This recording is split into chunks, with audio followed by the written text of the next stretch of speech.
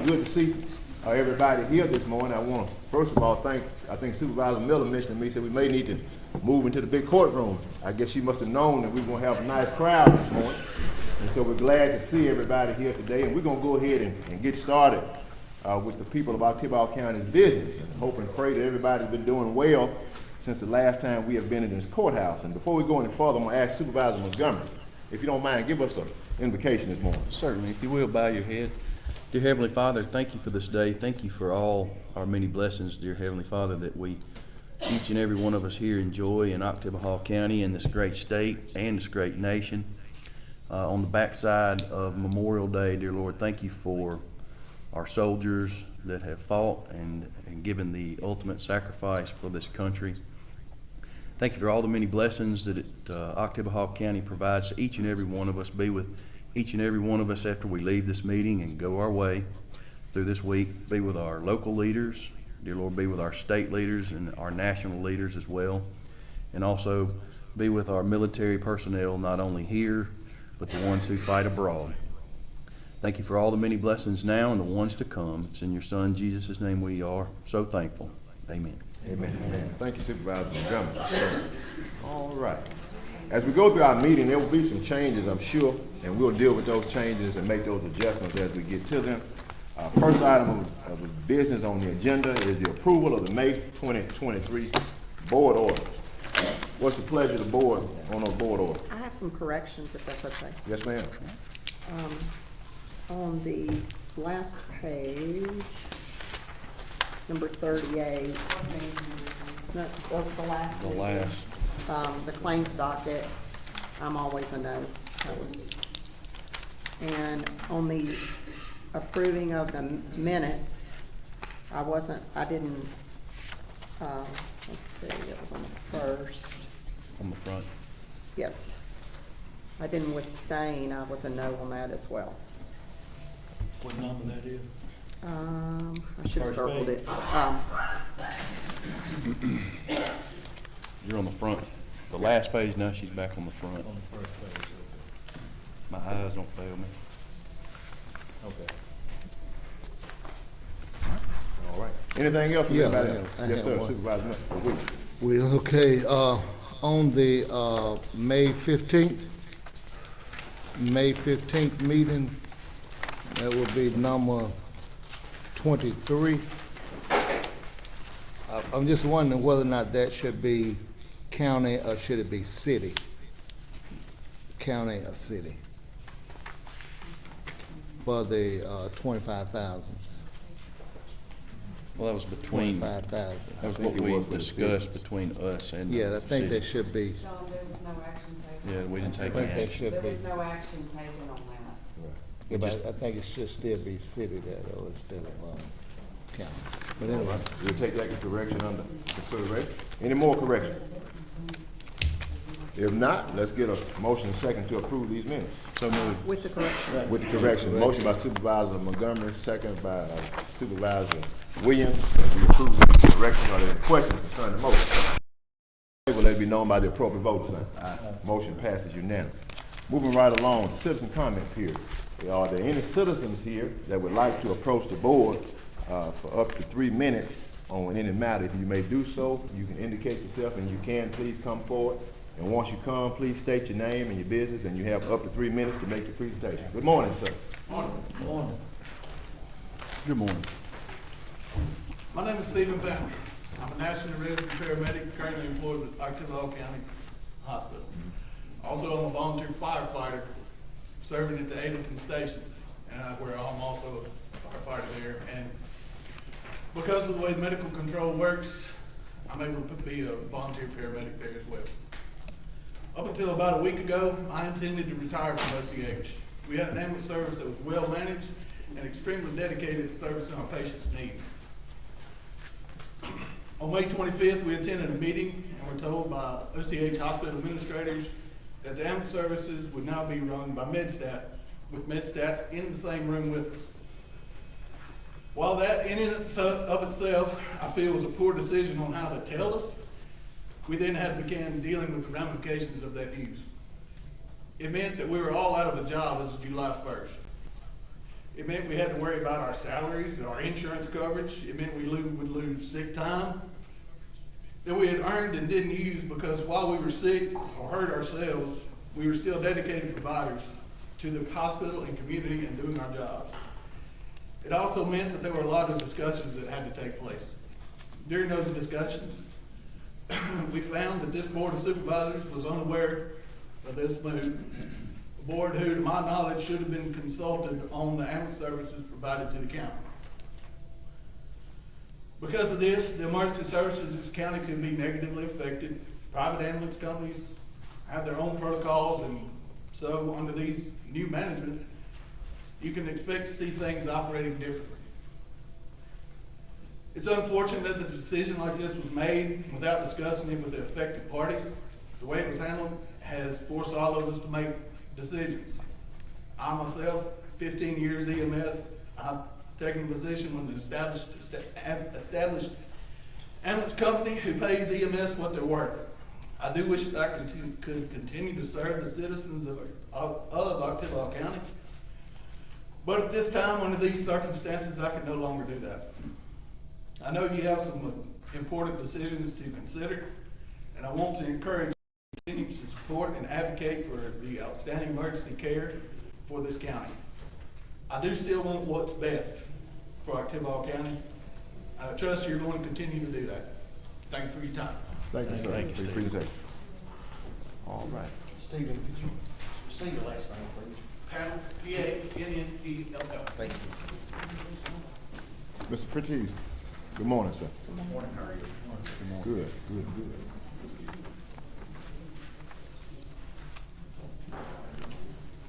Good morning, I'm Luke Kesey. I'm with the Pickleball group here in Starkville. Currently, we play 3 or 4 days a week. Matter of fact, we're playing 5 days a week. Monday, Wednesday, and Fridays. Our issue is that when we have inclement weather, we can only play at the sportsplex. And it's really not an agreement, but it's an understanding. What we're looking for is to try to get the opportunity to play at the storm shelter as a second alternative. Not that we're gonna schedule it every day. It's only because the sportsplex is gonna be under construction now doing some things. If we have inclement weather or they have facilities out of a key that we can't use, we're looking to play at another alternative. We'd like to play at the storm shelter. And we're requesting that you consider that and approve it. Doing something with them, with the storm shelter, but it's my opinion, I think it would be easier if we just work directly with this pickleball group to share your contact with, it would be my recommendation that we work just direct with them and allow them to use it as it's fit to them and as it works for us as the county. As we do with the sportsplex, we're not in any agreement, so it's kind of an understanding, and we'd be glad to work with you. You know, I know there's times when we won't be able to use it, just like it is at the sportsplex, but, you know, those are the times we can work through those. Sure. Appreciate your consideration. Do we need any action taken on that to? Yes, we do. Got a motion I'll and a motion second. that. Second. The motion and proper second that we authorize that arrangement. Are there any questions concerning the motion? I have this question. Is this part of the agreement that we were gonna work on for outside groups to use have we finalized that yet? We're gonna finalize it today. I mean, with whatever changes y'all decide to make, I have a somewhat ready contract. So any changes that we make or anything that comes from this meeting, either myself or someone will be in contact with you, Mr. Fertiz. No problem. But I think Thank we you. can Appreciate work it. something out. All right. Any more discussion? All those in favor, let it be known by the appropriate voting sign. Aye. Motion passes unanimous.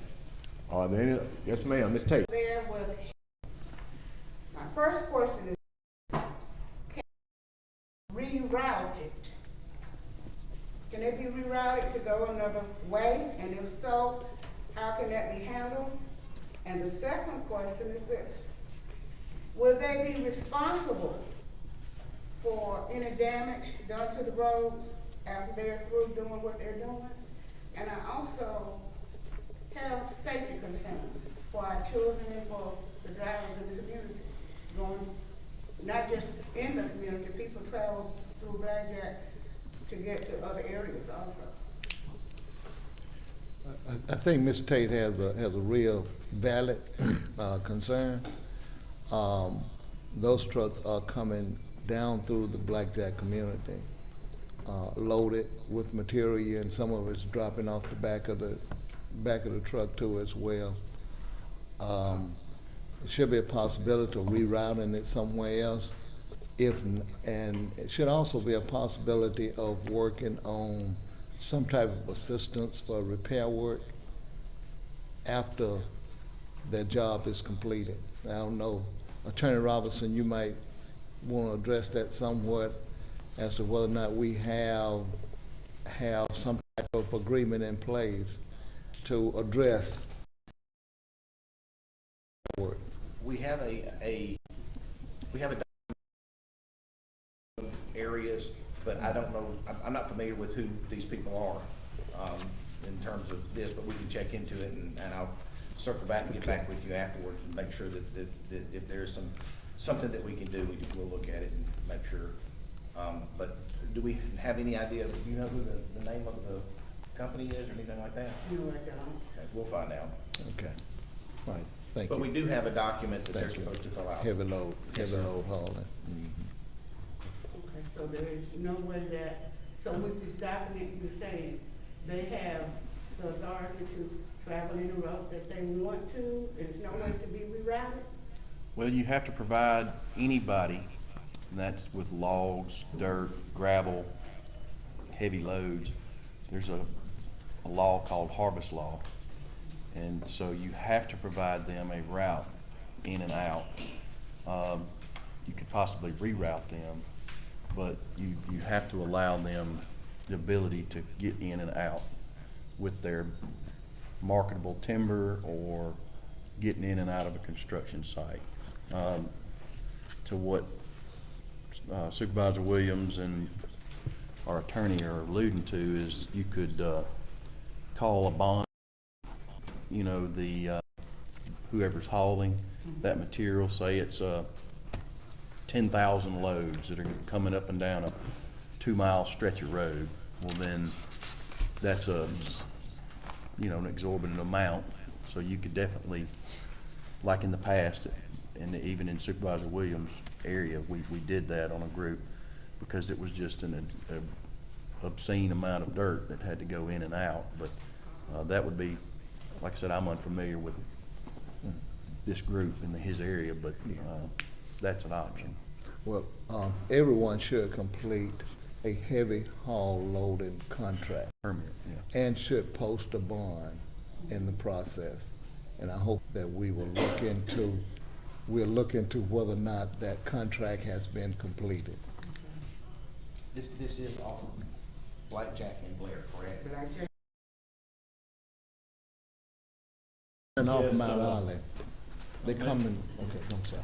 I was gonna say, maybe we can suggest that have a road manager and go out and assess the situation, and at least in the immediate, make sure that things are safe, that they've got flagmen out when they're pulling in and out, make sure they're at least cleaning up any debris that they're pulling out into the road that might be throwing rocks and stuff like that. Just assess the situation and then look into this permit that they should have, maybe that'll help. May I make one more suggestion? Can we check and see if they did a site development permit? Yeah. If they haven't done that, then they were supposed to do that as well, if they're building something. On the front end. On the front end, they were supposed to do that first, so. Mr. Williams, do I need to get back, contact you after? You may, Thank you. it's a comment. All right, gentlemen, Mr. Striped Shirt. Good morning, sir. Good morning, how are y'all? Doing great this morning. How about yourself? My name is Alan Smith. I've been a paramedic here in this county for 15 years. I've been a volunteer firefighter longer than that. I was born and raised here. For the better part of 20 years, I've been providing EMS service of some sort to the citizens in this county. I've been dedicated to this hospital the majority of my career. And, it really hurts me to feel like I've been, either betrayed or kind of stabbed in the back because we were not made aware of the ambulance service going a different direction. I don't fault any private entities for coming in here and wanting to be here. I feel like the EMS service can be run, you know, in a great manner by any services here. But, you know, the dedication that these guys and these women in these gray shirts back here have shown to this county and this hospital through COVID, staffing issues, mechanical or equipment issues. And I mean, a lot of things that we've seen and gone through, I mean, it'd been easy for somebody to walk away, and they didn't. You know, they stayed here because they enjoy providing a good service for this county, and it's a family atmosphere. And, you know, I put these guys and these ladies up against anybody in the country. I mean, you know, it's been an honor and a privilege for me to be able to provide the service here through OCH. It's something I've been proud of the majority of my career. Like I said, this is home for me. It's a home for a lot of these people. And, you know, the kind of service you get, you know, when you're in a medical emergency or whatever, and you see a face that you recognize or a face that you know, I mean, it means a lot. You know, when you're at your time of need, you know, of all things, the way this was done, or the way I believe it was done, was not right. I mean, during EMS week of all weeks, well, a time where you should be honoring and, you know, your EMTs, your paramedics, your firefighters, that kind of thing, and we sit down in a classroom and they come and bring another company in and sit there and tell us, oh, y'all basically fired. I mean, that's basically what it boils down to. Stephen Powell did a great job of coming up here and getting directly to the point. I think he covered all the main issues. But I mean, I'm hurt. I know all these people behind me are hurt that it went down the way it went down. You know, I don't think it was handled in a professional manner. You know, there's a way to handle things. I understand money's an issue for any ambulance or any ambulance service or hospital around the country, you know, this day and time. It's a challenge, it is. But there's a way to handle things.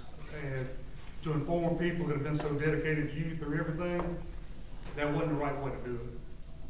And you know, another thing that I worry about, especially for my coworkers and myself as well, is being paid out for the sick time that we've accrued, that we've come to work sick and hadn't had to use it, and the vacation time that we've all given up and actually accrued because we don't take vacations here.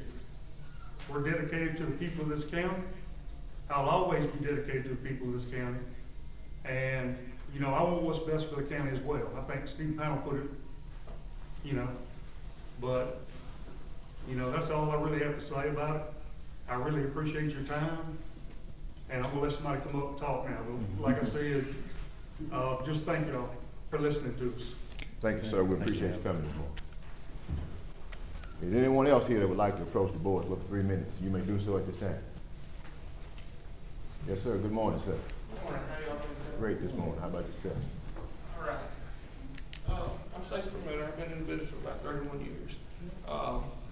First of all, I just want to say thank you for the time of being able to work in your county. I've learned a lot and grown a lot here.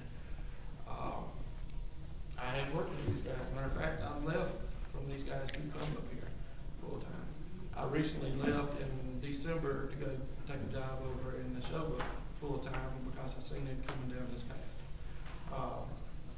This is no way, shape, form, or fashion a stab at these guys. These guys are good guys. They do a good job. They do what they do. It's a private service. It's different than what you're used to. It's different from what anybody here in this county is used to. And I think you have seen that with dealing with the city. I know y'all heard and y'all had to deal with the companies in the city also. Again, it's no stab at them either. It's just, it's different because it's a private service. It's a business. It's ran as a business and it's ran as a profit. I know you've heard stories and you hear stories that a lot of this is being blamed on the COVID. And I've heard that a lot of it's being blamed that this is Michael Hunt's fault and Cedric's fault.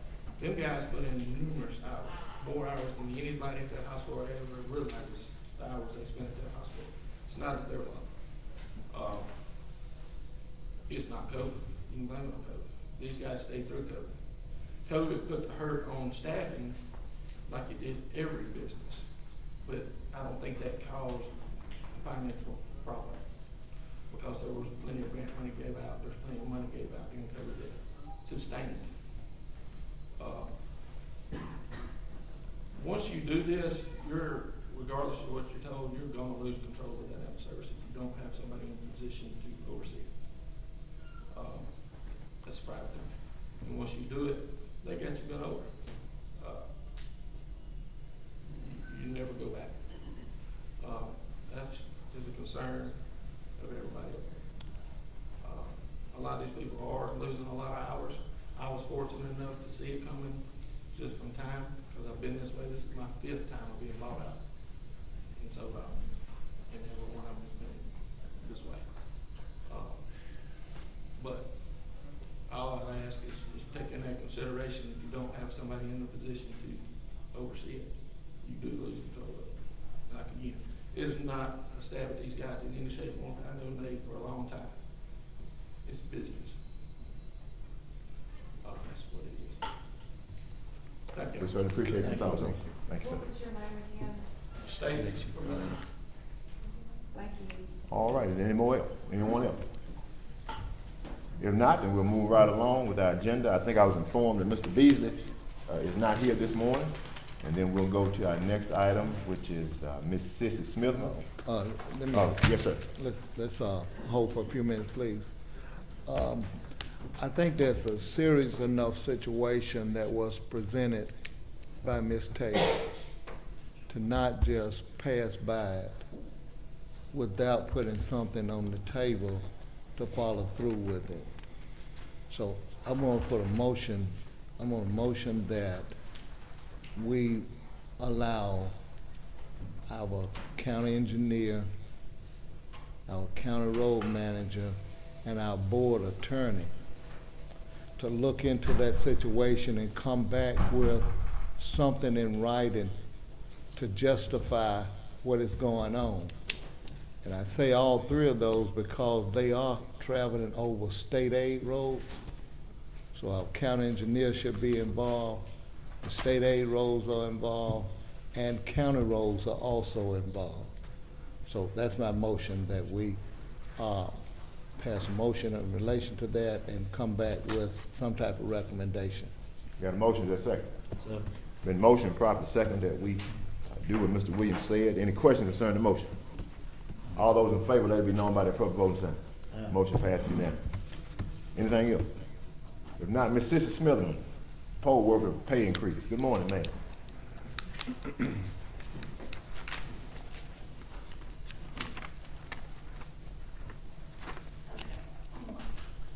Come on up here to the podium, Miss Sissy.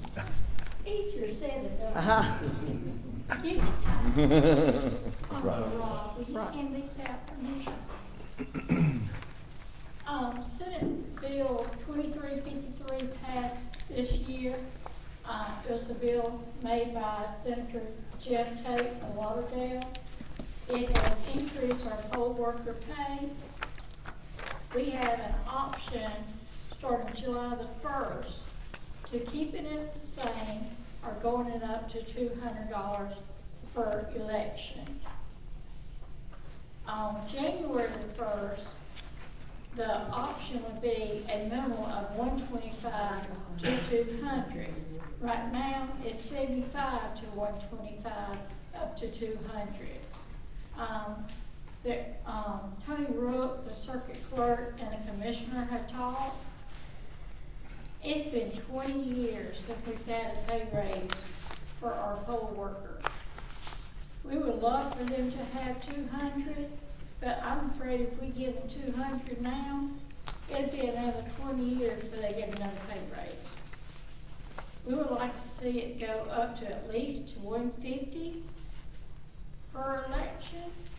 That way, if there's another pandemic, we can give them another $50 if we need to,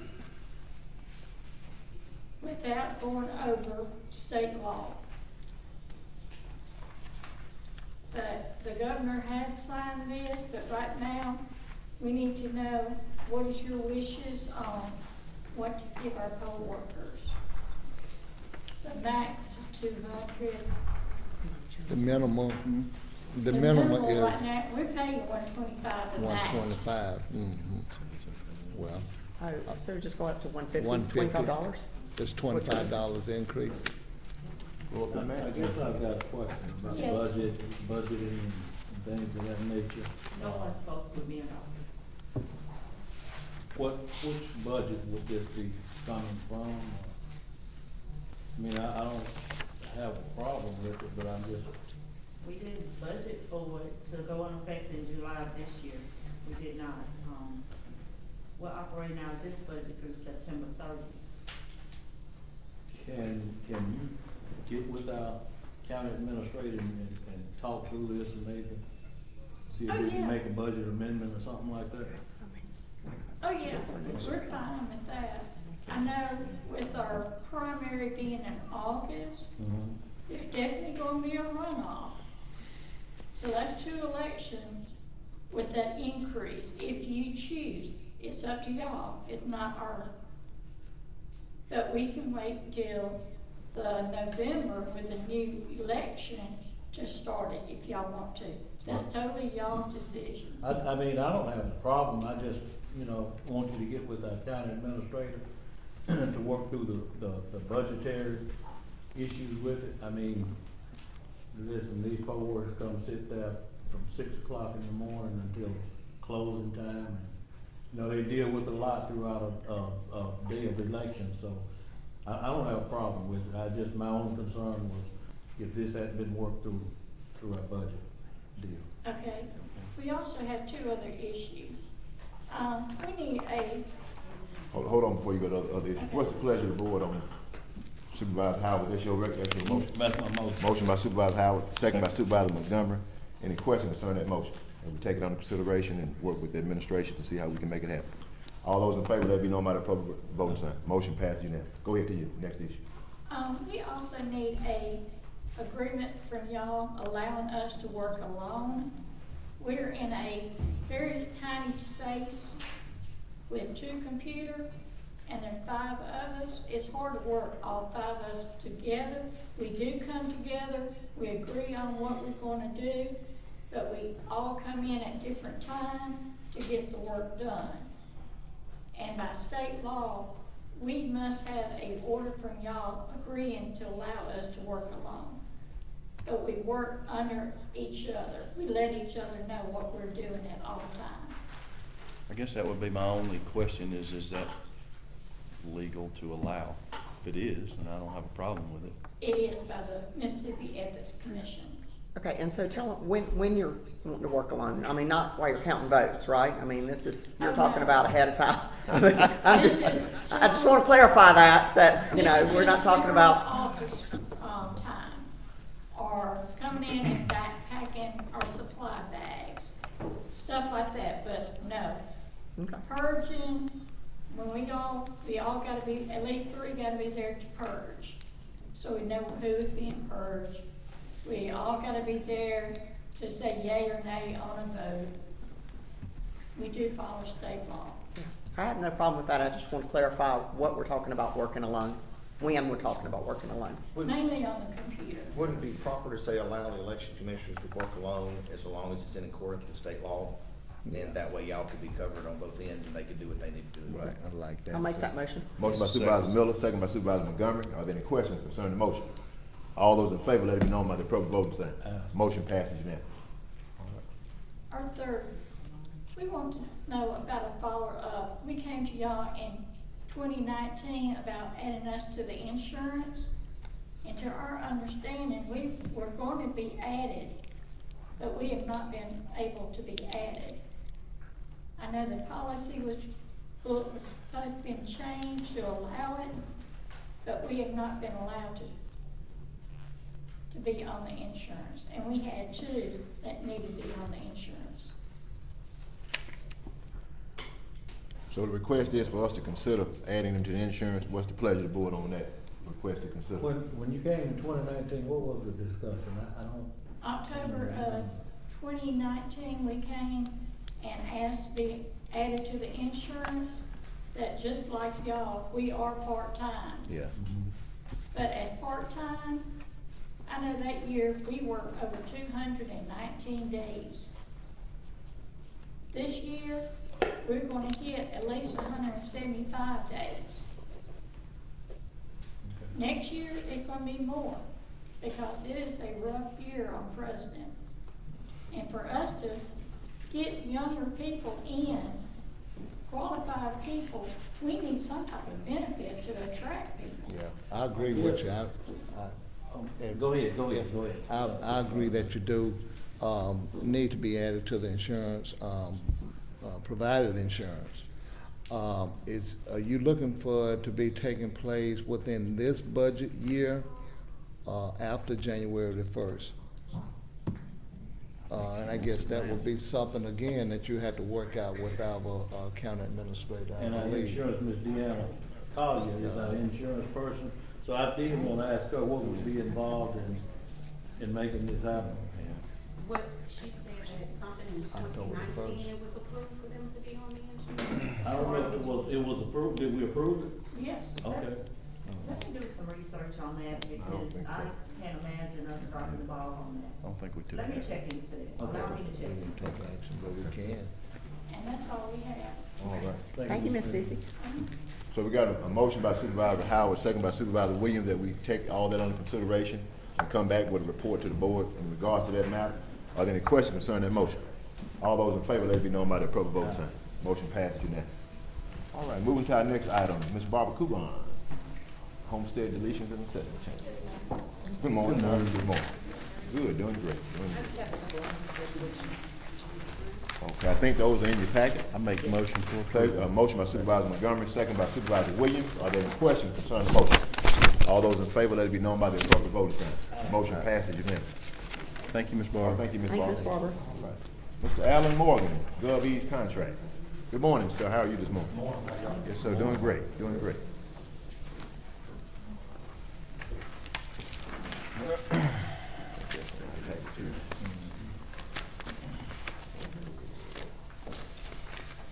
GovEase, they've been conducting our online tax sales for the past 3 years, 2020, 21, 22. And they're changing the way they do business for collecting money. They're going to a $20 per lien sold fee. What they've done in the past, I think we paid them 1.25% on the total amount on the land sale. And normally, I think in the past, we've sold about $1 million to $1.3 million. We've changed it every year, somewhere $1 million to $1.3 million. But now they're going to a $20 per lien fee. That's the only way they're gonna do it. My understanding of, now they got it where it can be cost neutral to the county. They've got an attorney general opinion, or one of the counties asked for attorney general opinion, and it can be passed on to the person who redeems it. Now, it's gonna be up to the county, and I guess the chancery clerk, whether or not the county wants to charge that $20 as part of the redemption fees or not. It can be done either way, but either way, it's gonna be $20 per parcel sold. You're suggesting a pass along, in other words, the fee increase is a pass along, is that correct? It can be. Can be passed along. Is this an increase though, or is this just a different way It's a of? different way they're doing business. In the past, it was 1.25% on the total amount they've sold. That's if we've signed them up and collected the money. Right. Now, some of the counties let them sign them up and collect the money and all, they charge 2%. We was gonna do that last year, and the board approved it, but it was something they'd left out that I didn't find out about until the last minute, so I just stuck with the 1.25 and it worked fine. But that's gone. It's $20 up. So looking at the 1.25% that they charged versus now the way they're doing it, and looking at the number of liens that you got, do you think it'll be comparable in the amount, or would you? Probably gonna run a little bit more, I'm guessing. There's really no way to tell because every year is different. You Yeah. know, we're still collecting money every day on the land, and we'll up until the last Monday, or the last Friday, before the tax sale on Monday. But Last Monday in August. This is not up for discussion. No, yeah. I'm assuming they just this is what they saying it's gonna be. That's my understanding. I talked to a representative over the phone twice, and y'all have a package just like I do. I've read it a couple of times. Like, Contract in the back part of it. it doesn't matter Got what two we options say. on that, but it's $20 either way you go. You can Yeah, I either let think- them do it all, Yeah. or we can do part of it and still $20. I think your question is whether or not the county want to pass that on to the customer or the county want to absorb that $20 cost. I think that's the Yes. county and the chancery call. Are you aware of it? No, this is the first I've heard. So that 1.25%, did we pass that along to In the past, them or In the no? past, it's come out of the overbid, the Yeah, overbid. yeah. I think last year, the overbid, it was well over $100 and some thousand, where we paid, I think around $17,000 more or less, what it cost to sell it at 1.25%. Yeah. And I assume that come out of the overbid. And they do real good on the overbid. They're running, 12-13% of what the taxes are, so it'll pay for itself. Yeah. The way they got it calculated now, it can be cost neutral, where it's passed on to whoever redeems it. And the county, basically doesn't cost the county anything, other than what the advertisement in the newspaper, which that's getting real expensive, about $9,000-10,000 to run in 2 weeks. There's nothing statutorily that prevents us from doing the pass along. Just, I haven't looked Let at me this, I show just wanna you, make sure. they got AG's opinion, I got a copy of it here. It's in it. It's in our pack, It's in our on the pack. back of the thing. There's AG's opinion. There's a lot. It was just,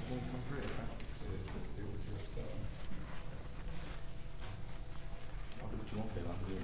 All Yes, right. my question is, the $20 fee, will that just be, tacked on to the person, or will the county have to collect that separately, or that'll just be like $20 tacked on? they already have it set up, and we were with Delta Computer System, and most counties are with Delta, some of them are with Data.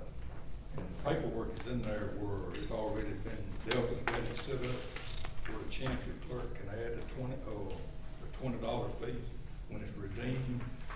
And then, I'm assuming once a month, Miss Livingston does her settlement. You can She be, would settle up with the county on the $20 fee as the land is redeemed each month. I don't- Yeah, it'll be in the settlement each month that I turn over to the county. Okay.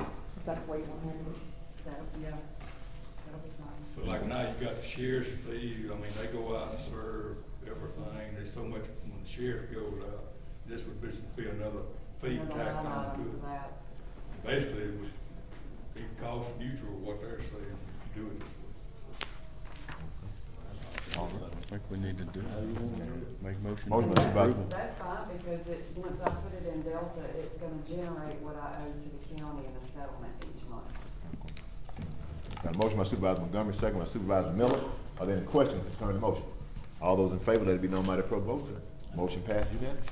Mr. President, do Yes, you sir. have a copy of the contract? No, sir, not the, I just got just a copy of it, but I don't have the original. It needs You'll to be sign signed. that at some point and get it back to me. Okay, no problem. I had a copy. You go, we got you covered. We'll get it to you quick as we can. That's all I have. We certainly appreciate your service and all that you also do. Thank you both. Yes, sir. Thank you. All right, moving right along. Ms. Phyllis Benson, Industrial Park Site Development Grant Paperwork.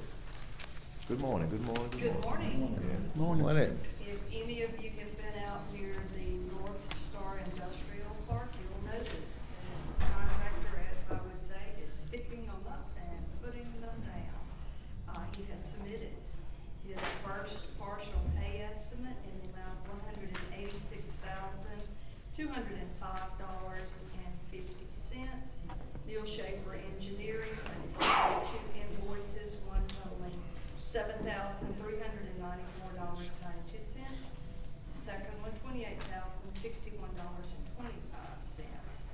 I'll remind you that this project is being funded wholly by grants.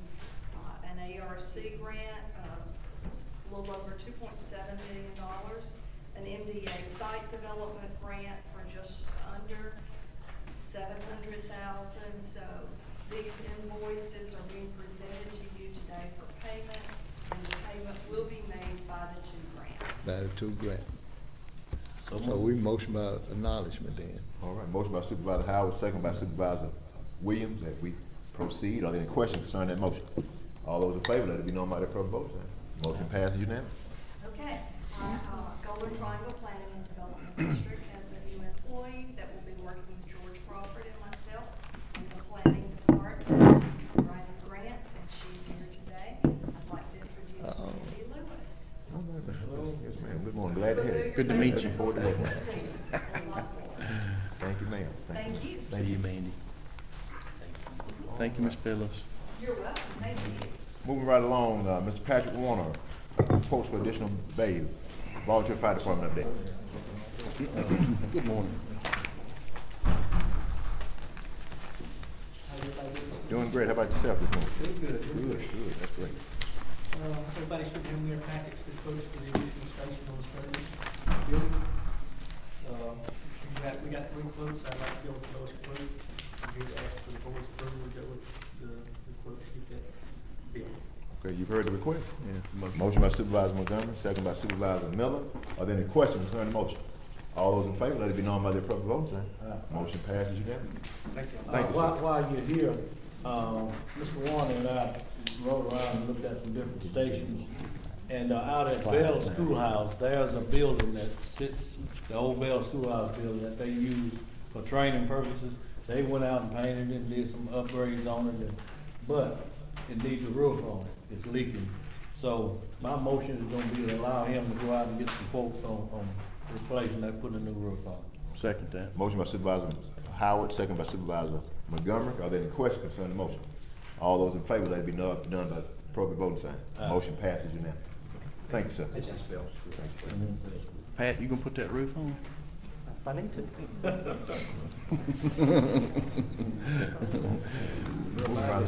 Just a point of personal privilege. I know we got Mr. Jackson and some others on the agenda, but we're running ahead. We want to bring Mr. Pritchard here very quickly and bring Mr. Collins very quickly so we can get them out of the way so they can get on back to doing some things we need done since we run a little ahead. Mr. Pritchard, if you don't mind, come forward at this time to make your presentation right quick. That way we won't have to rush and do this other matter when we get to it. All right. Good morning. How you doing this morning? Good morning. Yes, sir. I've been here in a couple of meetings, so trust me, we've been working. Happy to bring before you this morning, we have the signature contracts for Sturgis Macon Road Reclamation, contractor in Tennessee. I'll need those executed by the board. Ms. Sharon, if you can stamp for us, and we will forward to state aid. We should get a letter from concurrence from them, and we can move this project forward. Okay. Got a motion by Supervisor Montgomery, second by Supervisor Williams. Are there any questions concerning the motion? Ready for Question is, Clyde, do you know when, I mean, the big question is when they're gonna get there. Do you have any idea? Equipment will be running, Yeah. probably, we can get those back to state aid tomorrow, and then we'll get concurrence by the end of the week. We'll do a pre-construction probably the next week later, and I'd say maybe the next week we can be working.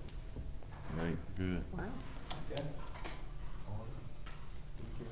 All right, on another matter, on Douglastown Road, we have some noticeable order. I do not have those contracts back. As soon as I get those, it would expedite things if we could get an order to authorize Supervisor Trainer to signature those contracts when they come in. If that's what the board would like to do. They could be in tomorrow or the next day. Okay. That's pretty much awarding the work to start. We sent them a letter said you intend to award and to get your insurance statements and your bonds up and forward those back. And when we get those back, the next step would be an actual notice to proceed. So Okay. we could, or I can bring them to the next board meeting. Can we bring them next board meeting? We can. Okay. We can. That's I just need to look at my funding Right. one more time, make sure we're good. We'll be happy to bring them next board meeting. Okay. Okay, on Oxock Road, hope most of you have had a chance to ride that in the fleet. we overran our asphalt by about $150,000. Now, that's 10 miles of road, which means thickness area about that much on 10 miles was what asphalt costs. I checked with state aid, with Harry Lee James. That funding will be available through state aid by the time we finalize the project, but I would need a court order to authorize another $150,000 in state aid funds for our job. Motion for approval. Motion by Supervisor Williams, second by Supervisor Miller. Are there any questions concerning the motion? All those in favor, let it be known by the appropriate voting sign. Motion passes unanimously. Thank you so much. Thank you so much. Harris Road Bridge, those contracts have been sent to N.L. Carson, we should get them back, I'll just bring them whenever we get them back in the sign. The Morgantown Bridge across Knoxville. We are optimistic that we will receive ERBR funding for that bridge, emergency road bridge funding. Through Mr. Harry Lee's efforts, we were able to submit a new application. MDOT's acknowledgement was they were gonna pick from the old list. Well, we went to Harry Lee and said, well, the old list shows a bridge in jeopardy. We now have a bridge closed. We've got cost increases, new alignment, da. So working through him, we were able to submit a revised application for that. And that's been received by MDOT. So we understand their target date now for those announcements is July the 11th. Is what we're hearing. So, cost on, like, the bridges on Morgantown, what are we thinking, like, ballpark? The Knoxville Bridge in itself, not the metal bridges, but the Knoxville Bridge in itself is gonna be around $4 million. How many feet is that? I don't remember because we revised the alignment. We tried to hug it up close to the whole old bridge, and the geometry of the curve made us move it a little bit further out. And then we had to add a box culvert in there, so I just have to report back to you. So how long? What'd you He say? didn't know. Oh, you don't know how long it is? I just wondered, like, I don't know because we just revised it in the last 2 weeks, and we added a box culvert to it. okay. And Brad White was called about this as well, and thankfully, we had enough people calling in on this, so hopefully we're gonna get something moving pretty fast on it, because that's a lot of people that travel. Oh, yeah, a lot. Yeah. And you've had a second closing on one of the Bailey bridges adjacent to it. Fortunately or unfortunately, the road's already closed, so it wasn't a major deal to come through there, but we'll be submitting that to another program. We asked if we could include that bridge in the same ERBR application. That was denied. Supervisor Trainer, you asked about an estimate for Crawford Road. We have two. I will forward those to you. We've completed that. Sounds good. One I'll say is for all the bells and whistles, and one is at a reduced scope. And if you'll let me know how you want to format the letter or the transmittal and address it, we'll be happy to do that for you. Sounds good. Okay. Had a big Zoom meeting with state aid and virtually every county engineer in the state on May 10th. Long discussion with Harry Lee about funding and funding sources and when things were going to happen. We'll be updated next week on the 13th. County engineers will meet next week at the same time down on the coast. But we'll let you know in advance, and I know some of you aren't running again, but to be thinking. We think we're gonna have quite a bit of ERBR money. The state aid road program, as it's traditionally been, should be well funded. LSBP is fully funded. Rob, if I misspeak, you correct me. LSBP is fully funded.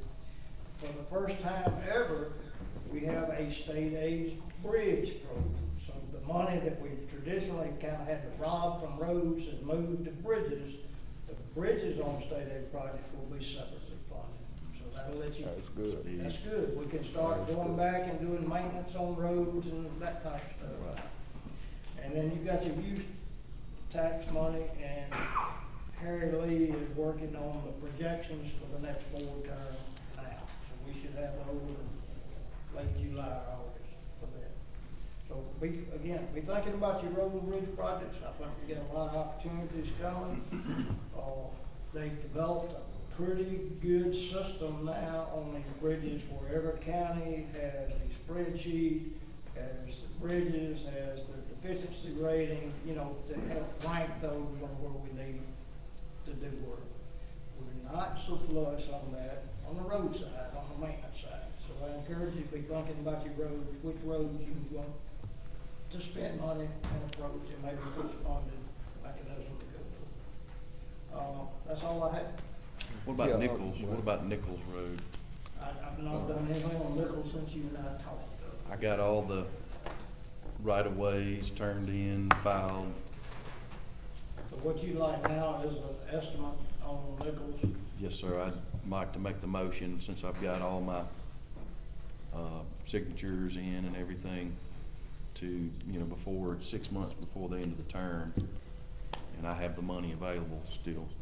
So I would make my motion to, I guess, bid out Nichols Road, and as soon as we can pick a contractor, get started on it this year. Let me feed an estimate back to you, or you and Mr. Lloyd, and if y'all are okay with the estimate, then we'll put a bid package together. I just hate to go to that if for some reason it's not within your fund. No, I got the funding. Okay, good enough. I have it, so I'd make my When is motion. when is the cutoff date? At the end of, we got this board meeting and we got next board Right, meeting. within so- 6 months of. So we got This today. board meeting, next board meeting. So I wanna go ahead and to I get, can advertise in advance of the ink drying on the paper if you'd like to go ahead and let's that. do whatever we need to do to make Nichols Road be paved this year. Motion by Supervisor Montgomery, second by Supervisor Howard. Are there questions concerning the motion? All those in favor, let it be known by the appropriate voting sign.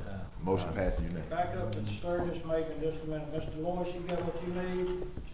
In the way of, you saw the last email from Harry about the I fund? did, can you just explain to the board where the funds are being moved, what we spoke about to the Sturgis Mason from another project? Are you still having to do that? Yes. Can you explain that to the board? With what is currently programmed right now, you've exceeded your state aid allotment a little bit. So Harry has suggested that we basically zero out one of the bridge projects that we've not bid yet, keep designing, keep doing our thing. Go ahead, that'll allow us to transfer that money to Sturgis Maven, and then we'll revisit that on another day. So if you see, that's what that's all about. We're not stopping designing, we're moving forward, it's just kind of a money shuffle. Couple questions. When is the target date for the Harris Road Bridge? Target date. We're waiting to on get those started. contracts now. As quick as I get them back, I'll have to come to the next board meeting like we did this morning and get y'all the signature. And in addition to that, we talked about asphalt, additional asphalt, but are there any plans for additional striping on our top road? We've not done permanent striping yet, so it's just temporary now. Okay. So we've got more striping and signage and median, you know, center lane markers and Right. all that kind of And stuff. last thing is, we realized that we had additional funding in District 5, so there are some roads that I'd like for you to advertise also. And if I can get with you in regards to that, and we can get that taken care of. I need to know what they are, because we're running up on the deadline of when I can put something out Right. there for y'all. Last question, Vic, if you and David talking about the slopes on Sturgis Lake, and y'all bid on pipe, that was in advance. So I think we've got that coordinated on a little bit of work with the county. Yeah, I got, quotes, to be approved for Sturgis Navy Road. It may be a deal, well, if he's not finished with them by the time they start, we'll have to work them in and out. I don't think you'll interrupt us, I just wanna make sure we're on the. Right, well, you already have some quotes on some roads that I have in mind. We just, I think, just need to move forward with some of those. You need to let me know, because depending on how old those quotes are, it may not be good anymore. Any other questions? I do. I want to ask you about, even this morning, we've had a lot of complaints about the site, not the site development permits, but apparently people are not doing them. And there's all kinds of building, we got people coming back that are building subdivisions, and they said, well, we built the road to standard and that kind of stuff. How can we for a while, we were doing really well with that, keeping a handle on that, but, you know, even the apartment complex that's going up on, or wherever it's going, Blackjack Road or whatever, I mean, are we getting those? I know there's a trailer park going in on John Starr Road, and nobody knew anything about it. All they did was call for a Short answer, cover. short answer is no. I mean, the ones that approach us, either asking us to design or participate or something. Corey Bostic in my office got an automatic email that sends them the permits, the guidelines, here's all the things that you have to do. Mr. Boyce is generally copied on that. But you've got a lot of stuff going on in the county that don't nobody know about. Well, and that's what we were trying to eliminate before, you know, when we did this. I just didn't know if there's any suggestions to, because we were doing real well at the first. And now it seems like that there's a lot of things that we don't realize. You know, people are calling, they found the loopholes and saying, hey, we would just want access to our property, which is what we did for the culvert on John Starr, and then we find out they're hauling trailers in there to build a trailer park. Again, you've got a rudimentary, very simple site development permit. Our only catch so far has been at Golden Triangle when they ask for addresses. When Toby can chime in and say, have you filled out a permit? Has Mr. Pritchard looked at this, But that's all we got right Okay. now.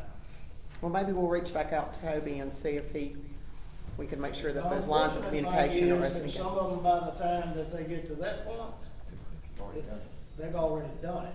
They're nearly built out, but it puts the county somewhat at risk again, because the whole prompt for this way back when is that you don't get a resident move into somewhere and say, I don't have water, I don't have sewer, the county, why don't I?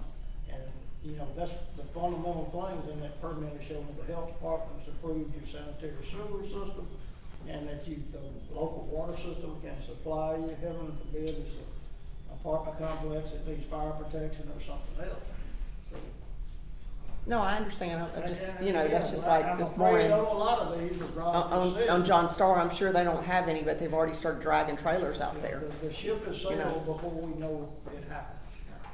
And as far as we know, I mean, that was just a culvert approval a couple of weeks ago. At some point, we're honestly gonna have to look at having someone similar to our fire coordinator, or that will go out and do site, that can give tickets. I hate to say that, I hate to be punishing people. Citations, whatever we wanna call them, but it's. To follow up with Robin, I hate to carry the conversation in that direction too, but what you have right now has no teeth. You're right. I mean, it just has no teeth. We just got to stop playing games and get serious. The first step is updating our comprehensive plan.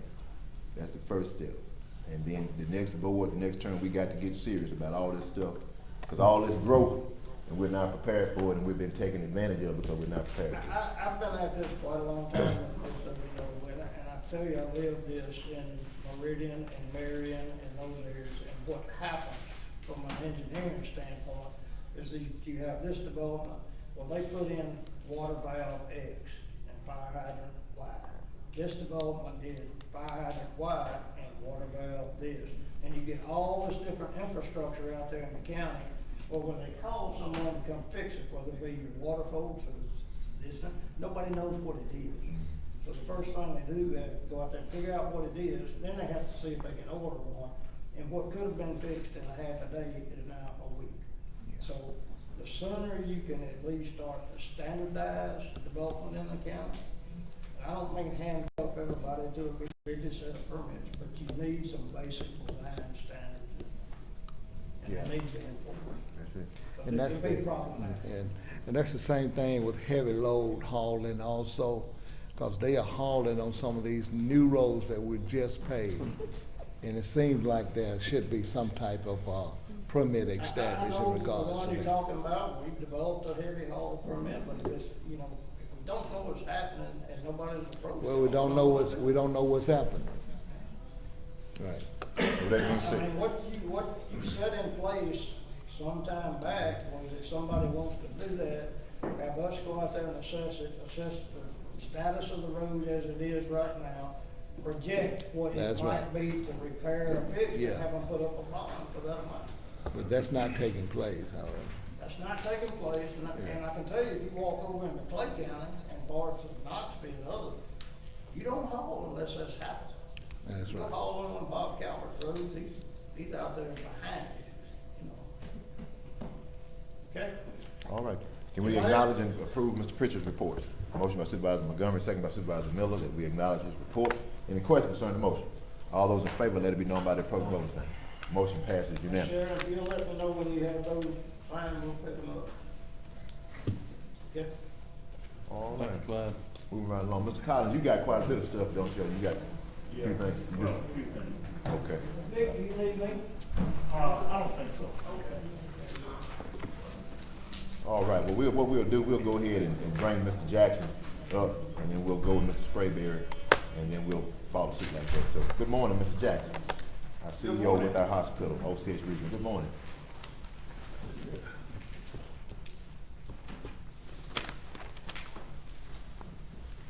Well, it's good to be with you this morning, and I know that what I'm here to discuss is a highly charged topic, but one that I just want you to know that the hospital has certainly undertaken with great concern, thoughtfully. It's something that didn't just happen a month or two. It's something that we've been thinking about for some time now. Hopefully, you all received the letter that was given to the board. And from that letter, first of all, you know, we've got these guys here, and yeah, we met with them on the 25th. And I know there's criticism of how it was handled, how it was communicated.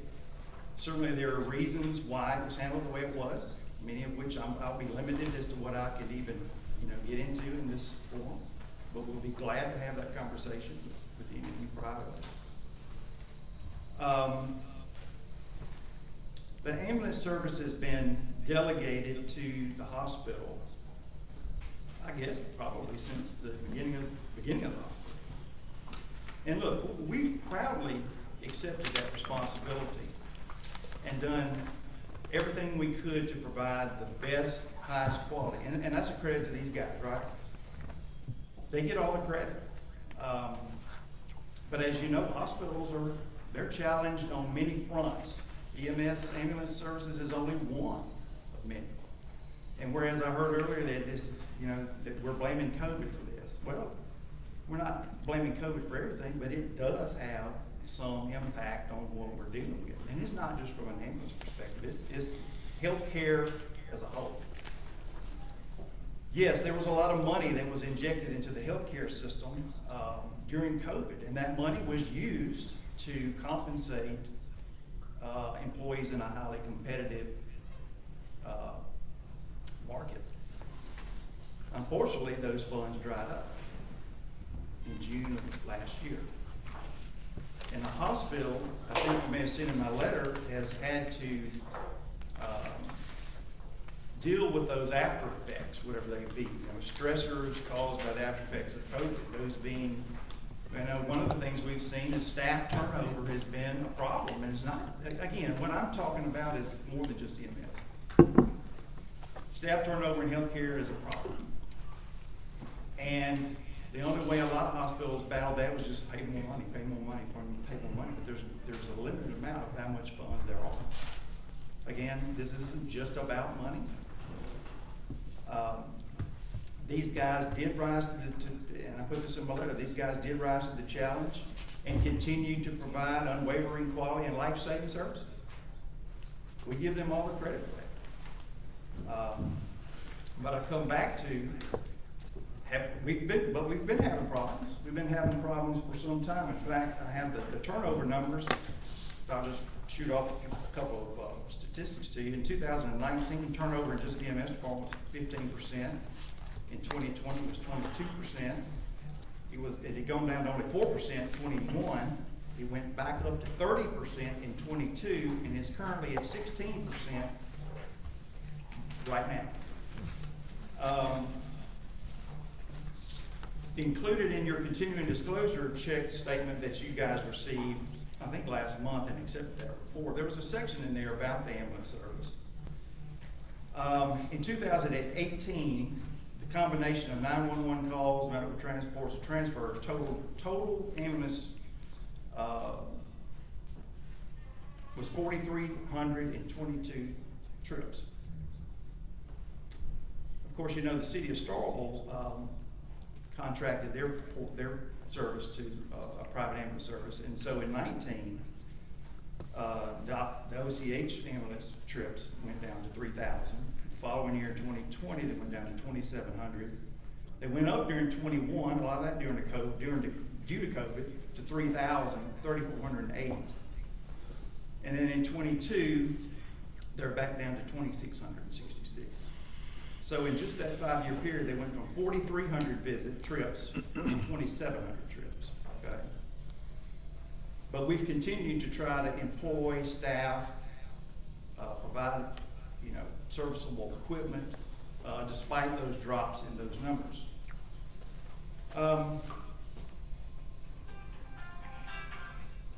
So as the hospital, and of course, challenging times take tough decisions. And tough decisions are often met with a lot of criticism, second guessing. And we understand that, okay? We understand that. But EMS is a component of a successful overall hospital system. And my challenge is to continue to, as the county's owner of the hospital, is to provide the citizens of the county with the best services we can. And that's our ultimate goal every day. So as we thoughtfully considered our solutions, we looked at partnering with a private company. Hospital-based ambulance services are really going away. Now, maybe these guys can help tell you what remaining hospital-based ambulance services still exist, similar to what we currently have. But they really are going away, and the reason is that hospitals want to utilize the expertise and resources of ambulance companies to provide that service. So, what's our goal? Our goal is not to see the service harmed in any way. It's to utilize and tap into the resources of these guys as our partners to actually improve the service, okay?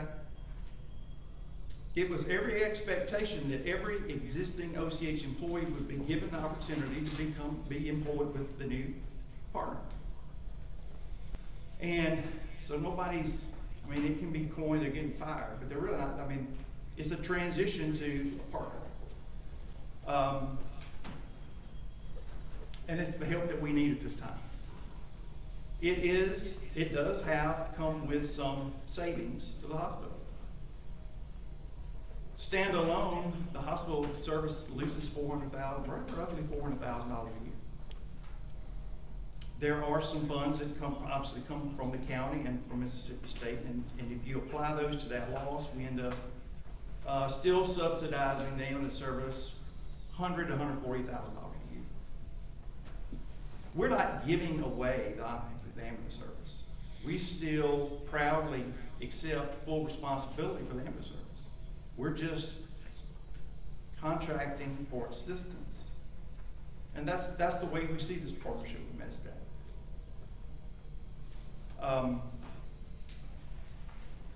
So it isn't about just the money. It's really about utilizing the resources of a company that's their business to help us provide and continue to provide the best quality EMS ambulance services that we can for this community. That's really what we're doing. I'm glad to take any questions. I know the Medstat guys might be able to give you more statistics, information. They may be able to address some of your questions better than I can, certainly. I do have a question. Yes, Mr. Williams. My concern will be oversight. Since they are not going to be attached to the hospital in a way, how do we adequately evaluate the services that they are providing, and how do we do oversight in terms of whether or not they really are providing good service to our individuals who receiving medical assistance? Well, the oversight of the ambulance service wouldn't change. I mean, the hospital is, as I said, is ultimately the accountable party for the services. We're not giving that duty, that responsibility away just because we're contracting for assistance. Will you have someone on the board to serve on their board maybe, to maybe maintain adequate service, report back to the hospital? Well, this partnership is exactly expected to have frequent meetings. We will track the service to make sure that the performance and the quality is there. I mean, nothing about the oversight of the ambulance service is going to change. And I don't, you know, there's been a lot of misinformation about this change, but to us, nothing changes. Okay, in how the service is going to be provided to the community, other than we are enlisting the support and help from a company whose expertise is just this. Certainly, one of the issues has been our ability to replace aging ambulance equipment, and one aspect of this relationship is they're going to, as a part of it, is going to provide us brand new ambulances that we're not paying for that. Is included in the cost to the hospital. So really the cost of the hospital is solely the money that flows from the county and Mississippi State. The subsidy that the hospital's been having to put forth in order to support it goes away. That's where the $100,000 to $140,000 savings comes into the hospital. So those guys are doing it for that fee. President Trainer, can I? Or Yes, you ma'am. just go ahead? Yes, ma'am. I'd like to ask, I mean, go ahead, Rick. Go ahead. I got several. I got several things I just want to make statements and then ask you to, Mr. Jackson. And you talked about county ambulance services going away. Well, as you know, this community, we had a very large discussion about county-owned hospitals going away because we knew that that system did not work anymore. Correct. Okay, and we were very transparent, the Board of Supervisors was. The one thing that was guaranteed through the large systems that were going to come in is that all the employees would keep their jobs except some of the uppermost administration. And I think that created, you were talking about a lot of misconceptions and things like that, because what we were trying to do was grow our healthcare system in our community. So I'm very concerned now that we're to the point that you've just picked one unit and you said, okay, well, we can get rid of them, and what's coming next? Because we all know if we're not part of a bigger system now, that we can't survive. And this is what they told us years ago. And you came from a failing system. I mean, the hospital you came from, what, was 22 million in the hole when you came? I mean, this is not anything new to you. I also have a problem with, you know, because it was such a big decision that nobody was included in that. We didn't know until after the fact. I mean, it came out on a media website before the employees even knew about that. I'm concerned that they're not going to get their vacation pay. They're not going to get their sick pay. They are going to get their vacation pay. The sick pay is the only issue in their transition from our employment to theirs. And in fact, the benefits in retirement that they would receive in employment under MedSet is probably better than what they get at OCH. Okay, well, like I said, you'd have to talk to your employees about that, and then, you know, COVID comes up. But we also know, because we said in the meeting, that the COVID federal funds have actually kept y'all afloat longer. That's the reason Sigan River just decided to subsidize, because they were getting the federal money. So my question is, are you going to tell us? Are you going to wait to the end? Are you going to tell this community, if we get to the point, are you going to run it in the ground and us not know? And you're going to pick the pieces off and sell them off or subsidize them off after you told everybody in the community that we could survive on our own? Not you personally. I mean, that's the concern here. The statements were made that this hospital could always take care of itself. And recruitment's down because you don't have the money to buy new equipment. And you can't buy new equipment, so doctors don't want to come here. I mean, it is a major picture on how it goes. And if you subsidize pay, did you subsidize the pay for the ones that were working all those hours in the ambulance service during COVID? Who got the pay increase? And I understand that you're getting the brunt of this right now, but I want you to understand that this board was blindsided by this. Well, you know, I can necessarily go back to, I understand that. And, as I said, you know, we understand that the ambulance service is delegated to the hospital. And it's subsidized by the county taxpayers, the ambulance service. Yes, there's a millage that comes to the hospital. Yes, it is. And so there was an obligation to let the taxpayers know and the Board of Supervisors know. I understand. Do you? I do. Are you done? I am. Okay. And thank you for coming, Mr. Jackson. Like I said, I reached out to you and you did reach back out to me before this meeting. We just couldn't get on the phone. I was unavailable. Understand, I apologize totally. for No, that. I certainly nothing wanna to make sure that apologize on everybody- that. What I think you may need to apologize for is my phone starts ringing and people start wondering why all this is going down from a Facebook post. That's how I found out about it, from a Facebook post. Why didn't you approach, and when I say you, I'm saying the hospital as a whole, why did you not come up here and approach this Board of Supervisors, the main partner with you, OCH? Why did you not approach PAFR, the ambulance group that's already here inside the city? I'm gonna allow you to answer those two questions first. The EMA director that oversees it, the Yeah, EMA why director. did you not get up with the 911 director? What I'm saying is it almost seems like a runaway train. And this isn't the first time that we've been blindsided, but it's certainly the most disappointing of all the times. And not only did we get blindsided, I can take that. I can take that any day of the week. I can take my phone blowing up my whole Memorial Day because of what your organization did. I can take that.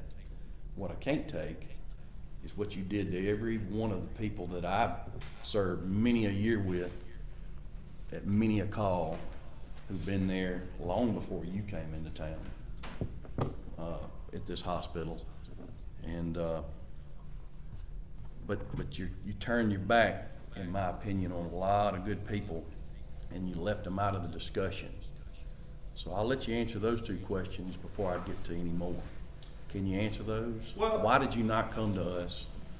Why did you not go to Pafford?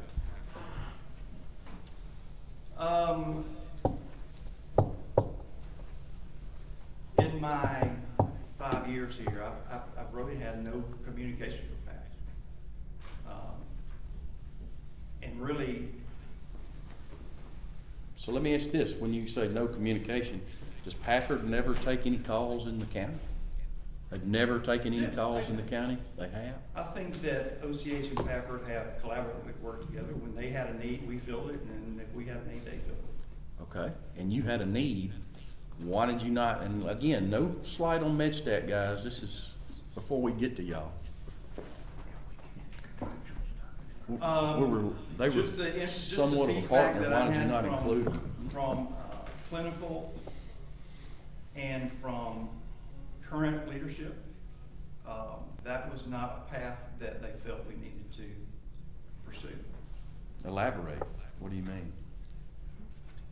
Come on, we're sitting right here now, we're a partner. Let's elaborate, I mean, tell us why. I'm board attorney in the county. I wanna know.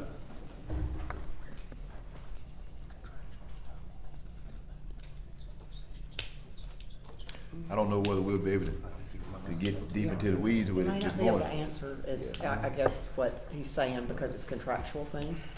I think that Um, All right, okay, well then, I understand we may need to go to executive session then on some of that. But, Well, let me just say, maybe address the other question about, how it's handled. Again, the duty was delegated to the hospital. We did our due diligence thoughtfully. It was a tough decision. if it's a tough decision, why did you not come to us? Why did you not include us? Why did you, quite honestly, exclude us from these tough decisions you so eloquently talk about? I think one of the things that I have found out is there's a certain amount of interference and tampering that's going on in order to see that this fails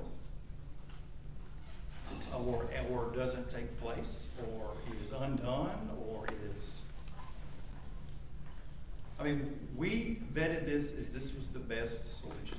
Okay, well if this is. And we're not relinquishing our responsibility at all. We are still the provider of the ambulance service. We simply contracted for assistance to do so. Well, does Grenada County still think that's the best solution? What about Atala County? What about LaFleur County? What about Tate? What about Yazoo? What about Marshall? What about Benton County, Washington County, or even Panola County? Do they still feel that MedStat's the best solution for them? Mr. Jackson? I'm not aware. I am. It's not. Those are all the contracts that MedStat has lost over the years. And you know why? I can tell you, after anger and disappointment, worry and confusion were evident on the looks of the faces of the Grenada County Board of Supervisors after they were told that either you subsidize us another $350,000 by, I think it was April the 1st, or we're moving out of town. You think Grenada County still feels like MedStat's the best option for them? Answer my question. I don't have that information. Well, here it is, right here in the Grenada Star. And this is from March the 5th of 2023 at 6:30 p.m. Why are you not aware of that? That would be my another question. Why are you not aware of that? If you're making these decisions for everybody, and you're the director of the hospital, why are you not aware of that? I'm just not aware of that. You're just not aware of that. What else are we not aware of? Let me ask you another question. So what's MedStat, and I guess wait for them to come up here and say how many ambulances they're gonna have running all through the county and the city and how well they're gonna staff it. Well, in Atala County, back in 2020, they were told, hey, it's all about money. We need another $66,000 to keep an ambulance in your county. Otherwise, we'll only have 2 ambulances in the county. And at times where the money is to be, but this ain't about money. It's about service. And the fact, I totally agree. And so everybody's got problems, right? Do you think to these problems? Ask again, why'd you not come to us? Why'd I get a call while this meeting was still going on after they put a post on Facebook and I start having my phone blow up? That post was unfortunate and timed. But unfortunately, it still happened, didn't it? It did. It did. So you see what I'm saying? Before I get into what you did, is how you did it. Before I get to the what you did, how you did it is what I'm very concerned about. And I'll be quite honest with you. The answers I'm getting up here, I thought I'd get some more clarity. I don't think I'm getting much clarity. I think I'm getting more confusion. And I mean, I'm sorry to put anybody on the spot, But, when we get put on the spot, I own up to it. I'm asking you to answer these questions, and I'm getting a whole lot of, I don't know. I mean, wasn't aware of that.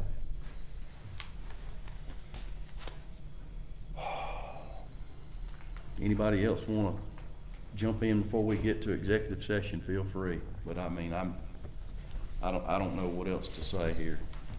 I think the picture is becoming quite clear as to what we're dealing with. I'm glad to know that our employees were offered a job with Med staff. I don't know how many have already accepted a job, but to me, that's good news because some of them thought they were losing their job. So I guess your arms are wide open for our workers to come in and start working with you at, I would think, at an equal amount of pay, better benefits. Let's get to that. Did you share information from any of the employees, EMTs, paramedics, as to what they were making to a private company before signing the contract? In other words, put our men and women who are EMTs, paramedics, who come out, and quite honestly, there's a guy in this room right now, if I'm on the floor dead, that's the one dude I want working on me.